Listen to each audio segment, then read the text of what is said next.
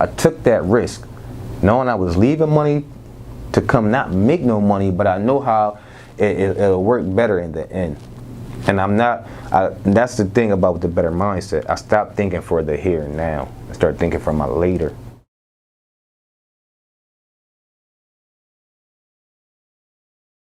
Okay, well, my name is Karl Segars, and I'm in the manufacturing program. To be honest, an electrician came to the house, and my cousin had asked him how much would he charge to rewire the upstairs. And when he said $15,000, I just started looking up schools.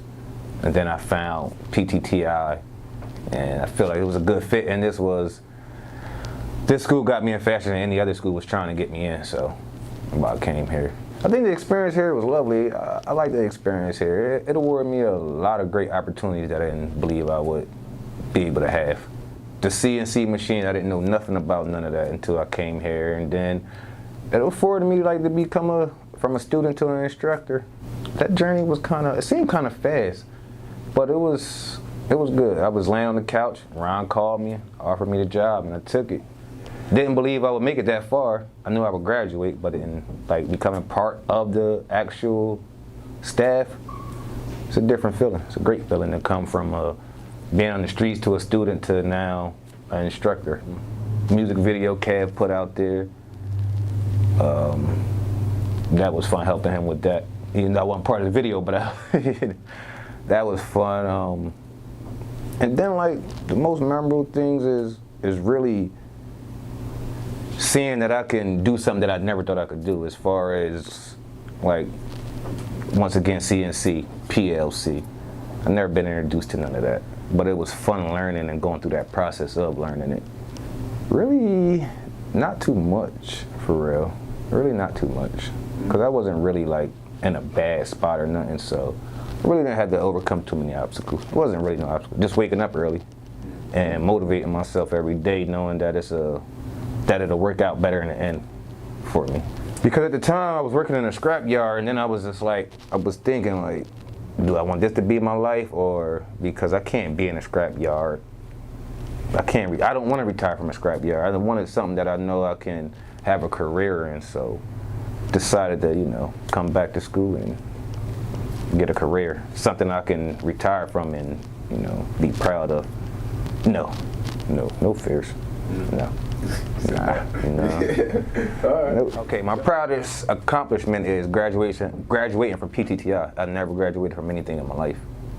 Nothing. It's a bad spot, but Philadelphia, man, took me to some better standards in life, man. As far as allowing me to get away from my comfortability and then become uncomfortable and have to do things to get back comfortable. It put me in a better mindset, I should say. Because being in that congested thing where everybody's doing the same thing, you're only gonna fall victim to doing the same thing.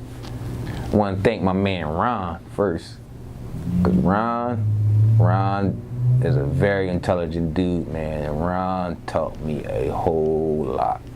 I can never leave Ron out, man.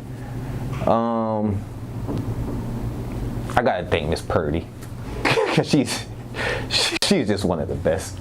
I just gotta thank her, cause boy, I'm telling you, she teaches you some interviewing skills that'll get you a long way in the job, man. Miss Purdy, I like Miss Purdy. I just became very humble of where I'm at and what I have, because it was a point I didn't have nothing. So I became humble of what I got. So I don't walk around here as far as saying, I'm this or I'm that, because I don't want nobody to perceive me as anything else but who I am. So that's how I walk around here, the way I walk around here. Man. It's because I'm very humble of anything I have or anything I've then had. So I just, just being I'm in a better mindset. That's from coming from Harrisburg to here. Oh man, my upbringing was good. My mom was a little strict, but that's parents. And then when I got to them teenage years, I just veered to the left and stayed all the way to the left. Caught my first case at 18, went upstate at 19, came home at 24, went right back to jail, did basically my whole 20s in jail. Like I said, that last time, it was too much. My cousin asked me, you want to come to Philly? And like I said, I was in my comfort zone in Harrisburg. I didn't want to leave. Then I said, you know what? what can it hurt to try something new? Came up here, got out of that. Came up here and I was uncomfortable. But in order to get back comfortable, I had to get in a better mindset and not do the same things I did down there.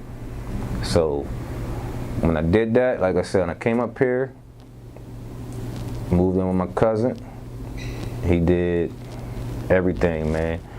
You know what I'm saying? I'm blessed to have him, because I don't know if I would be here, up here, if it wasn't for him. I'd probably still be down Harrisburg doing unnecessary things. So he helped me grow too as a man, and to have a better mindset.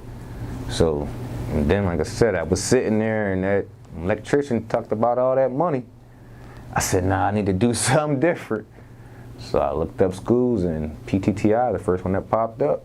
This school, when I called them, they said, man, if you do everything right, you can get in next month. I started looking for schools in January. I started here in February. Okay. Yeah, and went the whole way through. Never made an excuse about getting up early or nothing. If I keep doing the same thing, I'm gonna keep getting the same results. You know, and you got to be crazy to think if you're gonna do the same thing, you're gonna get different results. So I'm like, okay, I'm comfortable in Harrisburg just doing the basics. And the basics didn't get me nowhere, but always in jail or somewhere I didn't want to be. So I just kept thinking to myself. Then, like, I have a 17-year-old son. Just turned 17. I also have a 6-year-old son. And I always told myself I never want my kids to feel about me the way I feel about my dad. So I said, in order to change that, I have to change myself. Because if I don't change myself, I can't do nothing for nobody. But continue to give out heartbreak. You know what I'm saying? Like heartbreak. I went to jail when my son was 9 months old. I came home when he was 5 and went right back to jail. He's 17 now.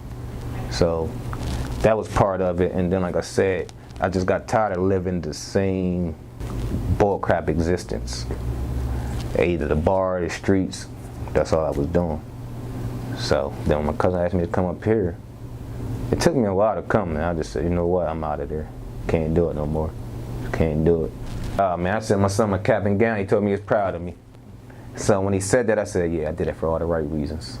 I said, now it all makes sense. I quit work to come to school. I took that risk, knowing I was leaving money to come not make no money, but I know how it'll work better in the end. And that's the thing about the better mindset. I stopped thinking for the here and now. I started thinking for my later. It was a little hard leaving that job knowing I'm not about to be making no money for I don't know how long. Then coming to school, and I was here from March till August, not making nothing. Until Ron called me and hired me. And then that's when I started. But that 725 was like I said, to me, something beats a nothing. You know, slow money better than no money, and oatmeal better than no meal. That's what I live off of. If I get up every day, if I work a week, I get paid that week. You know what I mean? I get paid that week, I get the help. Kids may need something, I may need something, or anything. So 725, I know that's small to some people, but to me it was a lot. My kids, my mom, everybody at first was a little like, I don't see you doing that. But then, as you know, they listen to me on the phone as I'm doing what I'm doing, and you know, helping people out. They started like, man, that's a good change. I can say my family is very proud, and I want to say surprised because of how I was to how I am. It's a very big difference, a very big change, and I make sure I try to keep that part separate from in here because I don't want nobody to see me as who I was. That's why I barely tell everybody my story. Only person who knows my story is Kev. But I barely tell anybody that because I don't want nobody to perceive me in any kind of wrong way. You know what I'm saying? Because from, like I said, from being in Harrisburg where I was at, a lot of people would perceive things that I done did or been through as, like, I don't see. If I was to tell them now everything I done done or done been through, like you said, you look at me and be like, nah, I can't believe it because of how I am now. But that comes from the structure that's in here and then the structure that I placed around myself to become better. Well, I just thank y'all for the opportunity to allow me to come to y'all school and get what's the word I'm looking for?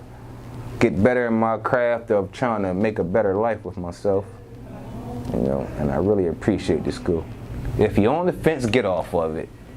Just you gotta take that first step, man. That first step is everything. Even if it's uncomfortable, but it can always change you for the better. You never know which direction you can go. Like, and I was on the fence, I got off, came here. I didn't know I was going to become an instructor or anything else. I just came here with the mindset of trying to figure out what I'm going to do with myself. And it worked out. My future right now looks good, because I'm gonna stick with PTTI for a while.